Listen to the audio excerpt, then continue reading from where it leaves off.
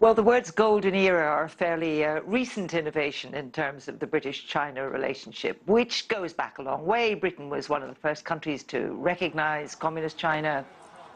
And despite some hiccups along the way, it's had a fairly positive diplomatic relationship. But on the trade and economic side, it's never done all that well. Britain has never managed to sell very much to China. For instance, the biggest trade partner in Europe is Germany, and so on.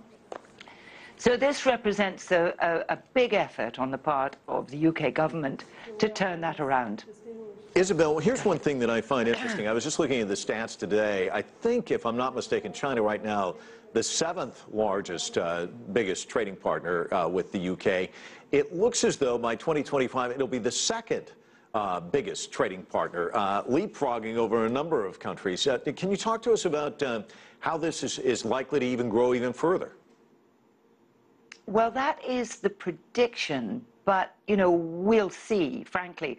I have watched trade missions go to China for many decades now, and the fact is we still sell more to Ireland and to Belgium, our rather small neighbours, than we do to China. What is different is that at this point, China has a lot of cash that it's looking to invest around the world, and the UK government has a lot of need for cash because it has infrastructure to build, and it has, you know, it has railway lines, it has energy, it has all, and it's a very open economy. So that if you're looking at the overall figures, what you will see, I think, is a big surge in Chinese investment in the United Kingdom, some of which has been announced today. The other thing that the UK is hoping for is to become the centre for the internationalization of the Chinese currency, the renminbi, and President Xi has said that outside Hong Kong, London is likely to be the biggest center for that.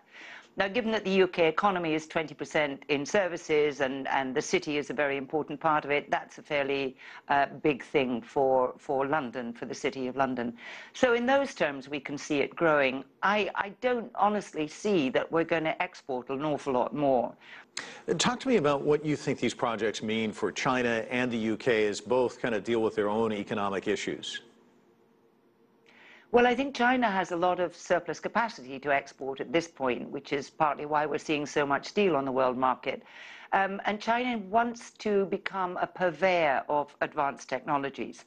So, for instance, the promise of building a high-speed rail link in the United Kingdom is attractive to China because Britain is an OECD country. It's, you know, China can build a high-speed rail links in emerging economies, but this would be the first advanced economy to permit this, and the same with the nuclear deal. So if China is looking to gain credibility in export markets for its advanced technologies, then, you know, there's quite a lot hanging on this. It has to go well for China here, or it's not going to be so easy to make the next step. For the British, we certainly need a high-speed rail link, although, again, this being Britain, there's a lot of argument about it.